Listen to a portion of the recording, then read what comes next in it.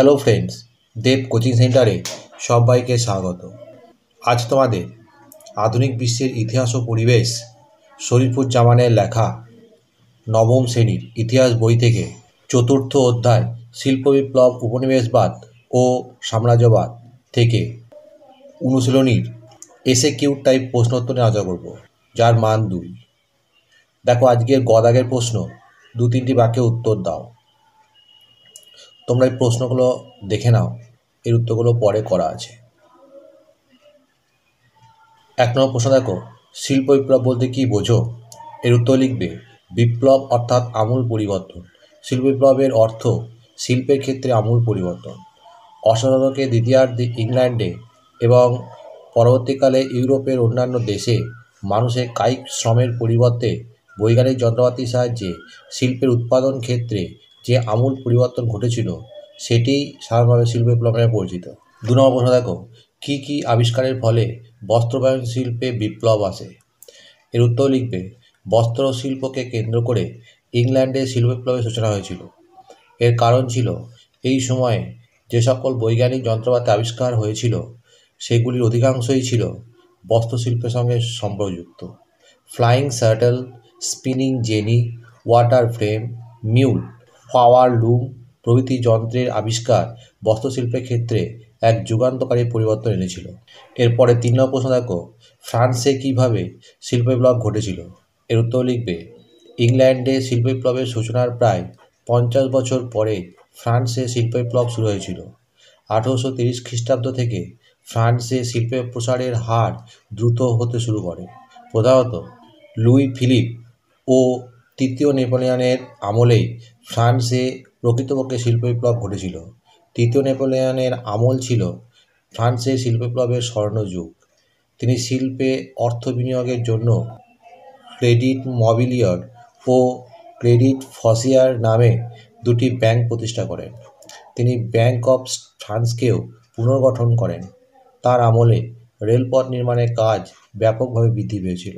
এরপরে 4 নম্বর প্রশ্ন দেখো, ক্রেডিট ফসিয়ার কি? এর উত্তর লিখবে তৃতীয় নেপোলিয়নের আমল ছিল ফ্রান্সের শিল্প বিপ্লবের স্বর্ণযুগ। তিনি শিল্পে অর্থ বিনিয়োগের জন্য ক্রেডিট মবিলিয়র ও ক্রেডিট ফসিয়ার নামে 2টি ব্যাংক প্রতিষ্ঠা করেন। তিনি ব্যাংক অফ ফ্রান্সকেও পুনর্গঠন করেন। তার আমলে রেলপথ নির্মাণের কাজ ব্যাপকভাবে বৃদ্ধি পেয়েছিল। এরপরে প্রশ্ন দেখো, পুঁজিপতি শ্রেণী উদ্ভব হয় কীভাবে?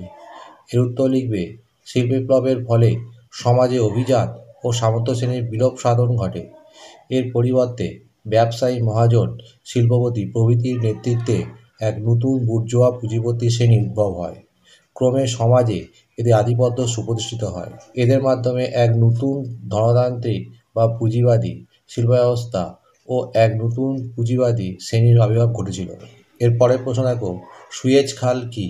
এর উত্তর লিখবে সুয়েজ খাল খনন করা হয়েছিল ভূমধ্যসাগর ও লোহিত সাগরের মধ্যে। এই 2টি সাগরকে যুক্ত করেছে সুয়েজ খাল।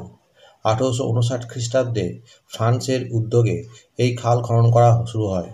এর 10 বছর পর অর্থাৎ 1869 খ্রিস্টাব্দে সুয়েজ খাল দিয়ে নৌ চলাচল শুরু হয়। এই জলপথ উন্মুক্ত হওয়ায় ব্যবসা বাণিজ্য ও ঔপনিবেশিক সাম্রাজ্যবাদের ক্ষেত্রে যুগান্তকারী পরিবর্তন আসে। পরে 7 নম্বর প্রশ্ন দেখো, মূলধনের পাহাড় কীভাবে গড়ে ওঠে? এর উত্তর লিখবে বিখ্যাত অর্থনীতিবিদ J.A. হবসন তার ইম্পিরিয়ালিজম এ স্টাডি গ্রন্থে এই ঔপনিবেশিক সাম্রাজ্যবাদের এক সুন্দর ব্যাখ্যা দিয়েছেন। তার মতে পুঁজিবাদী অর্থনীতিতে শিল্পপতি, ব্যাংক মালিক, কারখানা মালিক প্রমুখ প্রচুর ধন সম্পদ লাভ করে। এর ফলে তারা তাদের মুনাফা সঞ্চয় করে মূলধনের পাহাড় তৈরি করে। এরপরে 8 নম্বর প্রশ্ন দেখো, চীনা তরমুজের ভাগ বাটোয়ারা বলতে কি বোঝো? এর উত্তর লিখবে আফিমের যুদ্ধের পর চীন সার্বভৌমত্ব হারিয়ে সাম্রাজ্যবাদীদের কবলে চলে যায়। চীন পরিণত হয় একটি আধা সামন্ততান্ত্রিক আধা ঔপনিবেশিক দেশে। এই সময় ইংল্যান্ড, রাশিয়া, আমেরিকা যুক্তরাষ্ট্র, সুইডেন, জাপান, নরওয়ে প্রভৃতি দেশ চীনের এক একটি অংশ নিজেদের দখলে নিতে শুরু করে। এই দেশগুলি চীনের বিভিন্ন অংশ নিজেদের মধ্যে ভাগ করে নেওয়াকে ঐতিহাসিক হ্যারল্ড ভিন্যাক চীনা তরমুজের ভাগ বাটোয়ারা বলে অভিহিত করেছেন। এরপরে 9 নম্বর প্রশ্ন দেখো, নব সাম্রাজ্যবাদ কি? এর উত্তর লিখবে সাম্রাজ্যবাদ বলতে সাধারণভাবে বোঝায় যখন কোনো একটি দেশ অপর একটি দেশের ওপর বলপূর্বক প্রভাব ও নিয়ন্ত্রণ স্থাপন করে, সেই দেশকে নিজ স্বার্থে শাসন ও শোষণ করে। বিশ্বের ইতিহাসে বিভিন্ন সময়ে সাম্রাজ্যবাদের পরিচয় পাওয়া গেলেও তা ছিল কেবলমাত্র ভৌমিক সাম্রাজ্যবাদ। কিন্তু 19 শতকের দ্বিতীয়ার্ধ থেকে সাম্রাজ্যবাদের চরিত্রে এক বৈপ্লবিক পরিবর্তন ঘটে। এই সময়ে সাম্রাজ্যবাদ তার ভৌমিক অধিকারের সীমা ছাড়িয়ে আর্থ-সামাজিক, রাজনৈতিক সমস্ত ক্ষেত্রে দৃঢ় নিয়ন্ত্রণ কায়েম করতে থাকে। নতুন চরিত্রে এই সাম্রাজ্যবাদ পরিচিত নব্য সাম্রাজ্যবাদ নামে।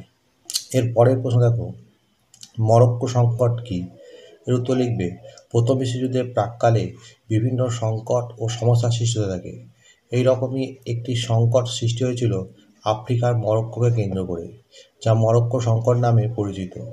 মরক্কো রাজনৈতিক দুর্বলতার সুযোগে ইউরোপীয় দেশগুলি বিশেষত ফ্রান্স, জার্মানি ও ইংল্যান্ড মরক্কোর ওপর প্রভাব বিস্তারে অগ্রসর হয়েছিল। এর ফলে এই তিন দেশের মধ্যে মরক্কোকে কেন্দ্র করে প্রায় অশান্তি সৃষ্টি হতো। 1911 খ্রিস্টাব্দে মরক্কোর আগাদি বন্দরে জার্মানি ও ইংল্যান্ড যুদ্ধজাহাজ পাঠালে পরিস্থিতি অগ্নিগর্ভ হয়ে ওঠে। অবশেষে ওই বছরে 4 নভেম্বর উভয় পক্ষ এক সমঝোতায় পৌঁছায়। জার্মানি মরক্কোর উপর কর্তৃত্ব মেনে নেয়, তবে একই সঙ্গে জার্মানির সঙ্গে ফ্রান্স ও ইংল্যান্ডের সম্পর্কের অবনতি ঘটে। এর পরে প্রশ্ন দেখো, বলকান লীগ কারা কবে গঠন করেছিল? এর উত্তর লিখবে, 1922 খ্রিস্টাব্দে 4টি বলকান রাষ্ট্র গ্রিস, মন্টেনিগ্রো, সার্বিয়া ও বুলগেরিয়া বলকান লীগ নামে একটি মৈত্রী জোট গঠনের মাধ্যমে নিজেদের সংগঠিত করতে থাকে। পরে 12 নম্বর প্রশ্ন দেখো, প্রথম বিশ্বযুদ্ধে যুযুধান রাষ্ট্রগুলির নাম লেখো। এর উত্তর লিখবে, প্রথম বিশ্বযুদ্ধে যুযুধান রাষ্ট্রগুলির নাম হলো ইংল্যান্ড, ফ্রান্স, রাশিয়া সহ বিভিন্ন দেশ এবং জার্মানি, অস্ট্রিয়া, তুরস্ক সহ অন্যান্য দেশ। বন্ধুরা, এখানেই শেষ করছি। পরবর্তী ভিডিওতে আবার দেখা হবে। ভিডিওটি ভালো লাগলে অবশ্যই লাইক, কমেন্ট, শেয়ার করবে।